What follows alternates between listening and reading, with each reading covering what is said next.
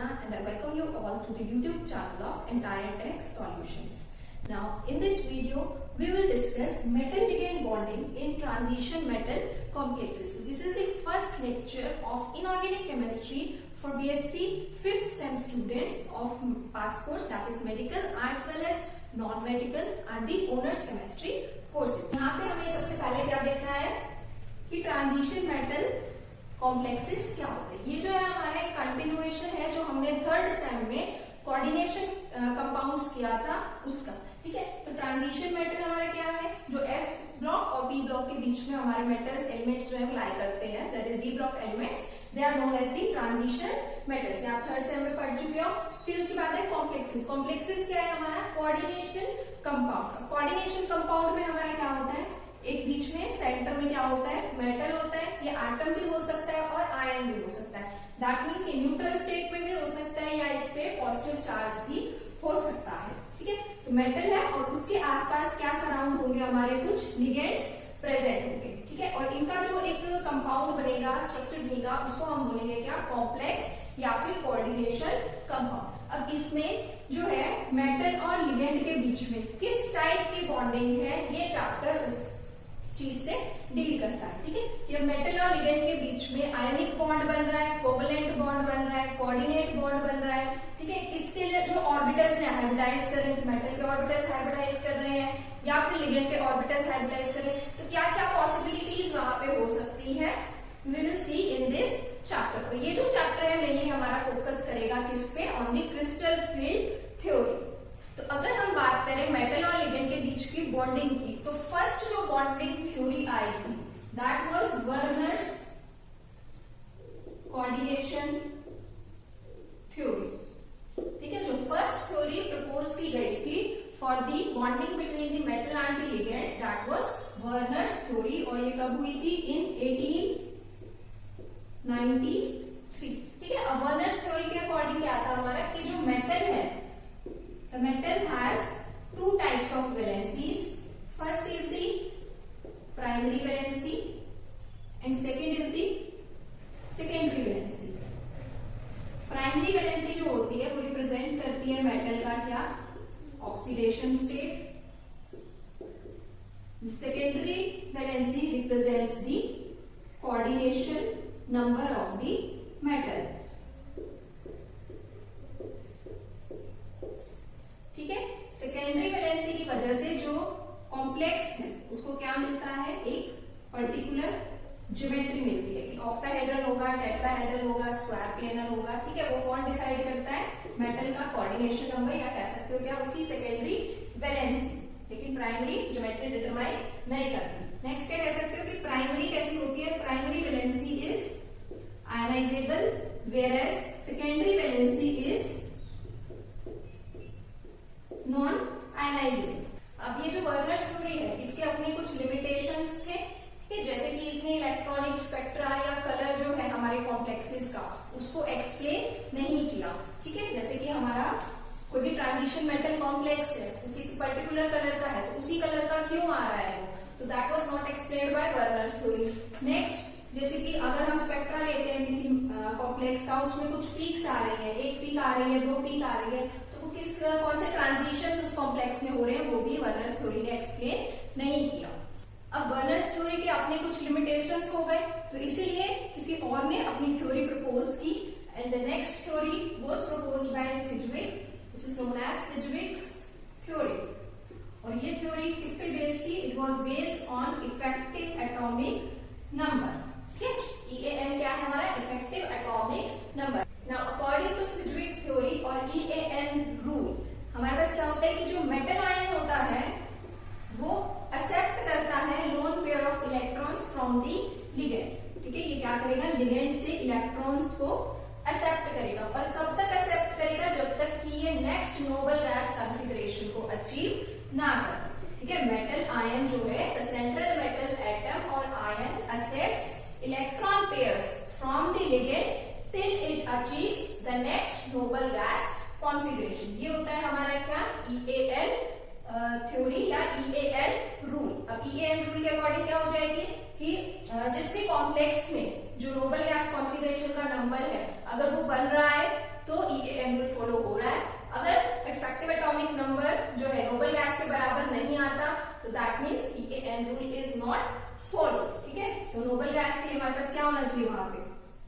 18 हो सकता है, 36 हो सकता है, 54 हो सकता है या 86 हो सकता है। ठीक है, अगर मेटल के पास इतने नंबर ऑफ इलेक्ट्रॉन्स आ रहे हैं कॉम्प्लेक्स बनने के बाद तो EAN रूल फॉलो है।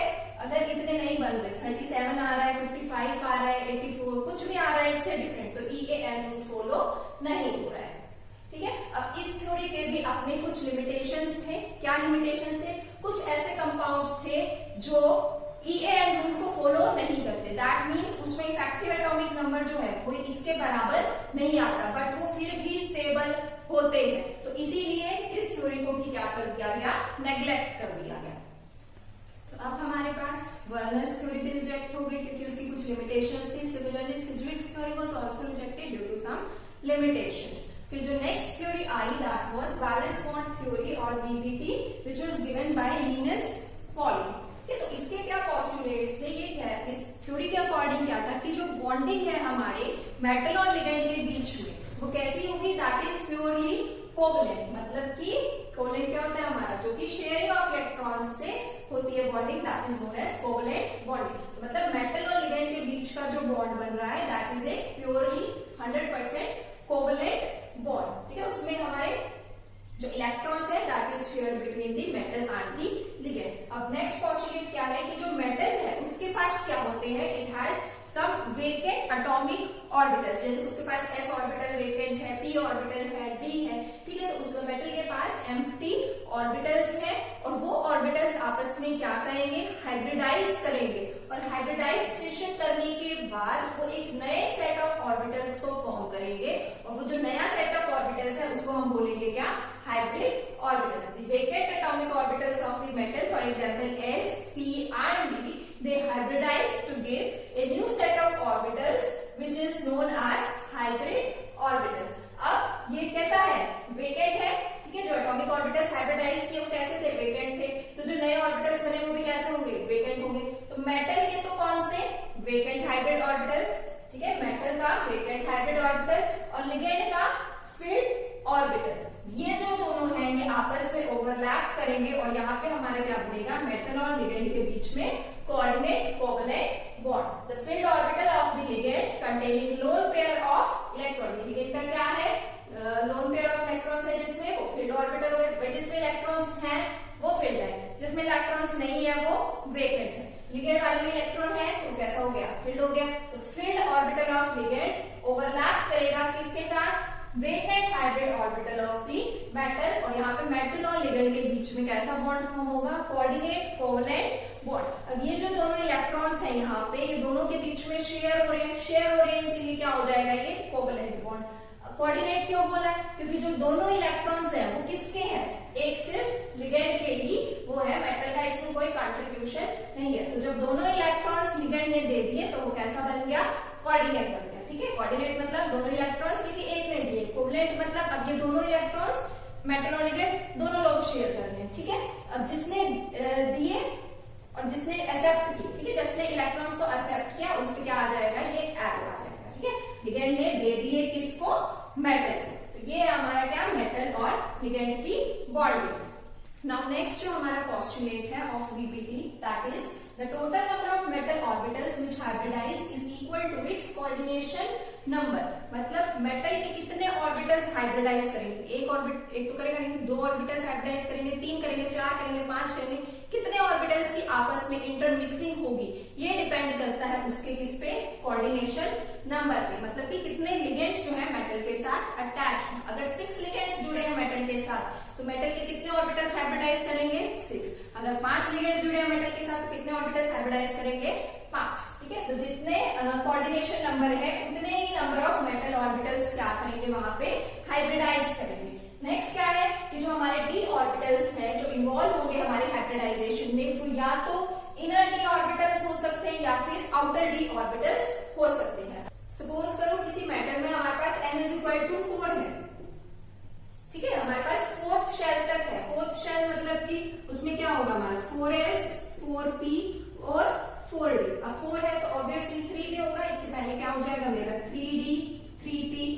ठीक है, तो ये जो d ऑर्बिटल्स हाइब्रिडाइजेशन में यूज होंगे वो या तो ये अंदर वाले d ऑर्बिटल्स हो सकते हैं, इनर d ऑर्बिटल्स, या फिर आउटर d ऑर्बिटल्स हो सकते हैं। सकते हैं। n वैल्यू कितनी है इसकी 4, ये तुम्हारा क्या हो गया nd और ये 3d, 4 - 1 हो गया, तो ये क्या हो गया तुम्हारा n-1d। अगर जो मेटल है वो 3d या n-1d को यूज करेगा हाइब्रिडाइजेशन में, तो जो कॉम्प्लेक्स बनेगा उसको बोलेंगे हम क्या, इनर ऑर्बिटल कॉम्प्लेक्स। और अगर nd को यूज करेगा तो उसको हम बोलेंगे क्या, आउटर ऑर्बिटल कॉम्प्लेक्स। तो वीपीटी के जो हमारे पोस्टुलेट्स हैं वो क्या क्या हो गए। फर्स्ट पोस्टुलेट हमारा क्या हो गया कि मेटल और लिगेंड के बीच की बॉन्डिंग जो होगी कैसी होगी, that will be purely covalent. Second postulate क्या हो गया उसका कि जो मेटल है उसके जो एटॉमिक ऑर्बिटल्स हैं, वेकेंट वाले खाली एटॉमिक ऑर्बिटल्स मेटल के, वो हाइब्रिडाइज करेंगे और एक नया सेट ऑफ ऑर्बिटल्स देंगे which will be known as hybrid orbitals. Third postulate क्या हुआ हमारा कि जो मेटल का वेकेंट हाइब्रिड ऑर्बिटल है वो ओवरलैप करेगा किसके साथ, लिगेंड के फिल्ड ऑर्बिटल के साथ, तो वहां पे हमारा क्या बनेगा, ligand to metal coordinate covalent bond. Fourth क्या है, कितने ऑर्बिटल्स हाइब्रिडाइज करेंगे, जितना मेटल का कोऑर्डिनेशन नंबर है उतने ऑर्बिटल्स हाइब्रिडाइज करेंगे। डी ऑर्बिटल्स कौन से यूज होंगे, इनर भी यूज हो सकते हैं और आउटर भी यूज हो सकते हैं। नेक्स्ट हम देखेंगे वीबीटी के अकॉर्डिंग हाइब्रिडाइजेशन एंड ज्योमेट्रीज। तो फर्स्ट देखिए, अगर कोऑर्डिनेशन नंबर 2 है, दैट मींस मेटल के साथ जो लिगेंड्स लगे हैं वो कितने लगे हैं, इट हैज ओनली 2 लिगेंड्स। तो हाइब्रिडाइजेशन वहां पे क्या होगी, sp, और शेप कैसी होगी, लीनियर होगी। फिर एक मेटल है, ठीक है, और उसके आसपास कितने लिगेंड्स लगे हैं, 2 लिगेंड लगे हैं। तो कैसे लगा, ऐसे लगा है तो ये भी एक स्ट्रेट लाइन होगी, लीनियर हो गया, चाहे यूं लगा वो भी क्या हो गया, लीनियर हो गया, ठीक है। तो कैसी शेप है हमारी, लीनियर है। अगर कोऑर्डिनेशन नंबर 3 है तो हाइब्रिडाइजेशन क्या होगी, sp2, और शेप क्या होगी वहां पे, ट्राइगोनल प्लेन, ठीक है। अगर ये मेटल है आसपास हम इसके लिगेंड्स लगाएं तो यहाँ पे जो ये शेप बनेगी this will B trigonal planar. Planar मतलब ये जो चारों एटम्स हैं हमारे मेटल और तीनों ligand, they will be lying in the same plane, ठीक है। ये हो गया हमारा ट्राइगोनल प्लेनर। नेक्स्ट है कोऑर्डिनेशन नंबर 4 अगर होता है तो उसकी हाइब्रिडाइजेशन क्या होगी, sp3, और ज्योमेट्री कैसी हो जाएगी, टेट्राहेड्रल ज्योमेट्री। अब टेट्राहेड्रल ज्योमेट्री कैसी होगी, एक लिगेंड ऊपर होगा और बाकी 3 बिलो होंगे, ठीक है। ये हो जाएगी हमारी क्या, टेट्राहेड्रल ज्योमेट्री। कोऑर्डिनेशन नंबर 4 के लिए टेट्राहेड्रल भी हो सकता है, स्क्वायर प्लेनर भी हो सकता है। तो डिपेंड करेगा कॉम्प्लेक्स में, अगर उसमें हाइब्रिडाइजेशन sp3 है तो वो टेट्राहेड्रल बनेगा, अगर उसमें हाइब्रिडाइजेशन dsp2 है तो कैसा बनेगा वो, स्क्वायर प्लेनर। स्क्वायर की शेप में होंगे और जो हमारे सारे एटम्स हैं वो एक ही प्लेन में लाई करेंगे, ठीक है। नेक्स्ट है कोऑर्डिनेशन नंबर 5। अब इसमें भी हमारे पास 2 पॉसिबिलिटीज हैं, यहाँ पे बनेगा क्या, ट्राइगोनल बाइपिरामिडल स्ट्रक्चर, यहाँ बनेगा क्या, स्क्वायर पिरामिडल। अब ट्राइगोनल बाइपिरामिडल क्या होगा, एक ट्राइंगल और एक उसके ऊपर अबव द प्लेन होगा, एक बिलो द प्लेन होगा, ठीक है। एक मैंने क्या बना दिया, ये ट्राइंगल बना दिया, ठीक है। बीच में क्या होगा, मेटल होगा, जैसे कि यहाँ पे रेड डॉट मेटल है, ये सेंटर वाला क्या है, मेटल है, इधर भी ये वाला क्या है, मेटल है। तो एक इसके ऊपर लिगेंड होगा, एक इसके नीचे लिगेंड होगा, तो ये बन जाएगा हमारा क्या, ट्राइगोनल प्लेनर ज्योमेट्री। नेक्स्ट है हमारे पास क्या, स्क्वायर पिरामिडल। स्क्वायर पिरामिडल में क्या होगा, एक स्क्वायर प्लेन होगा, ठीक है, और इसके एक अबव द प्लेन लिगेंड होगा। नेक्स्ट है हमारे पास ऑक्टाहेड्रल। ऑक्टाहेड्रल में हमें पता है square plane, above the plane and below the plane. तो ये हमारी है कुछ geometries with their coordination number. अब देखो यहाँ पे कोऑर्डिनेशन नंबर 6 है, दैट मींस कितने लिगेंड्स लगे हुए हैं, 6 लिगेंड्स लगे हुए। हाइब्रिडाइजेशन क्या हो सकती है, अगर इनर डी यूज होगा तो D2sp3, अगर आउटर डी यूज होगा तो sp3d2। Now next are the limitations of VBT. तो वीबीटी की भी कुछ लिमिटेशंस है अपनी, बहुत ही इंपॉर्टेंट क्वेश्चन है, what are the limitations of VBT from the exam point of view. बहुत बार पूछा जा चुका है लिमिटेशंस ऑफ वीबीटी क्या, ठीक है, 3 मार्क्स का क्वेश्चन है। तो फर्स्ट पॉइंट है यहाँ पे हमारे पास, it provides only qualitative explanation of complexes, ठीक है। सिर्फ क्वालिटेटिव जो नेचर है कॉम्प्लेक्सेस का उसको एक्सप्लेन किया, कोई भी क्वांटिटेटिव एक्सप्लेनेशन उसने नहीं किया। फॉर एग्जाम्पल कि कोई कॉम्प्लेक्स जो अगर वो स्टेबल है तो कितनी एनर्जी से स्टेबल है, ठीक है, तो वहां पे हमारा कोई भी क्वांटिटी से जो है वीबीटी डील नहीं करता है। सेकेंड जो है इसका लिमिटेशन वो क्या है, it does not explain the colour and spectra of the complexes. कोई कॉम्प्लेक्स है उसका कलर ऑर्बिटल किस रीजन की वजह से आ रहा है, ठीक है, और उसका स्पेक्ट्रम जो है उसमें एक पीक आ रही है, 2 पीक्स आ रही है, ब्रॉड आ रहा है, शार्प पीक्स आ रही है, तो उसका भी जो है explanation was not given by VBT. Third जो लिमिटेशन है यहाँ पे हमारे पास वो क्या है, it fails to explain why some complexes are inner orbital while other complexes are outer orbital complexes. अब इसने ये क्या नहीं एक्सप्लेन किया कि एक ही मेटल है, सेम ऑक्सीडेशन स्टेट है।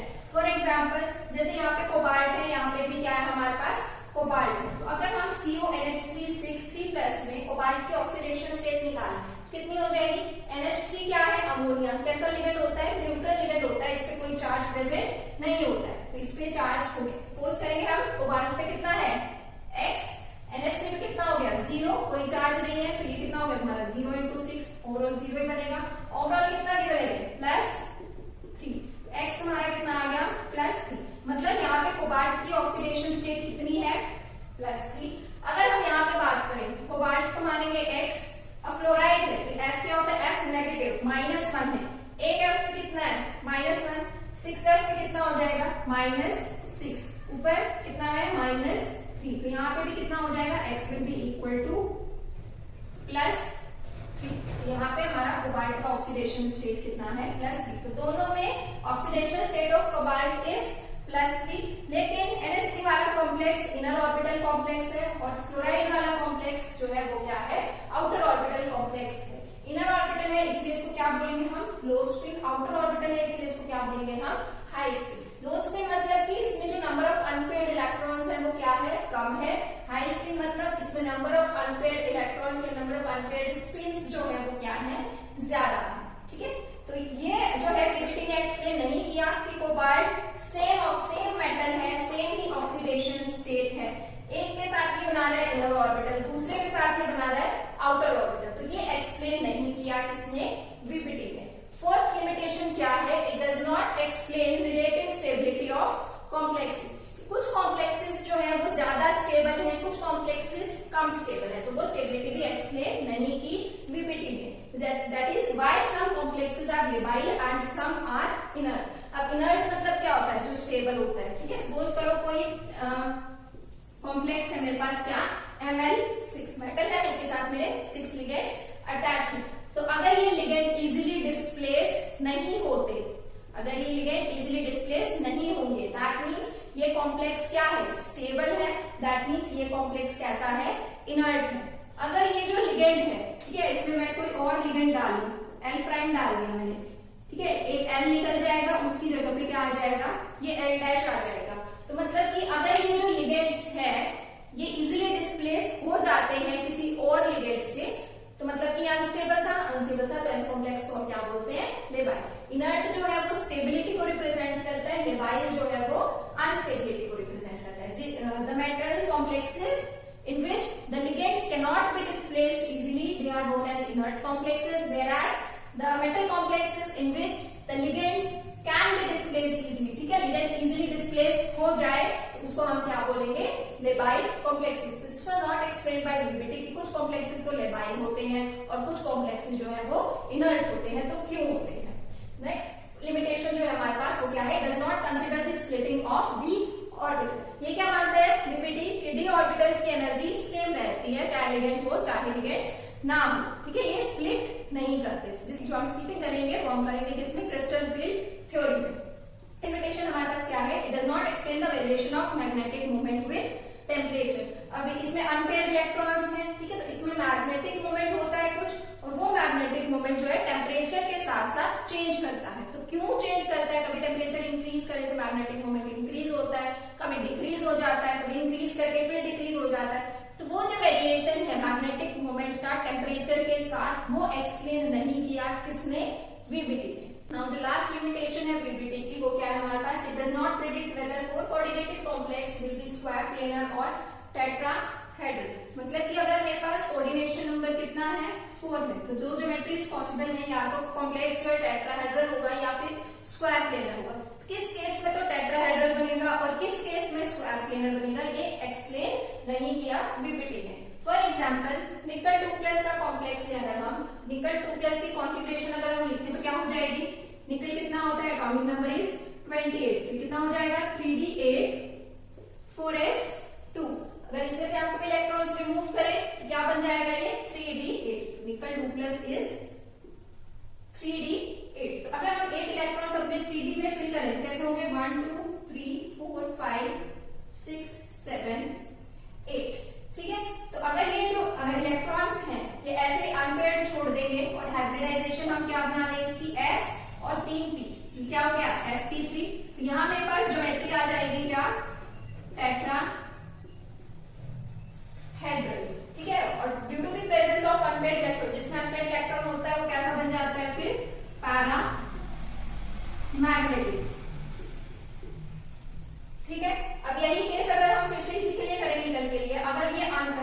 अनपेड इलेक्ट्रॉन है तो हम क्या कर दें, पेयर अप कर दें, फिर से 8 इलेक्ट्रॉन्स फिल कर दें, बट इस बार हमने क्या कर दी, पेयरिंग कर दी। यहाँ तो थी हमारे पास sp3, अब यहाँ पे क्या हो जाएगी, 4 कोऑर्डिनेशन नंबर क्या है हमारे पास, 4, ठीक है, तो 4 ऑर्बिटल्स चाहिए, 1 2 3 एंड 4, तो ये क्या हो गया, d कितने आए इसमें, 1, s कितना है, 1, p के कितने आए, 2, यहाँ क्या हो जाएगा ये dsp2 हाइब्रिडाइजेशन, तो dsp2 के लिए हमारे पास ज्योमेट्री क्या हो जाएगी, स्क्वायर प्लेनर, और क्योंकि इसमें हमारे पास जो अनपेड इलेक्ट्रॉन है वो प्रेजेंट नहीं है, there is no unpaired electron, therefore ये जो कॉम्प्लेक्स बनेगा this will be diamagnetic in nature. तो निक्सन 2 प्लस टेट्राहेड्रल और पैरामैग्नेटिक कॉम्प्लेक्स भी बना सकता है, स्क्वायर प्लेनर और डायमैग्नेटिक कॉम्प्लेक्स भी बना सकता है। कब कौन सा कॉम्प्लेक्स बनाएगा, this was not explained by BBT, और यही क्या था इसका जो है लिमिटेशन।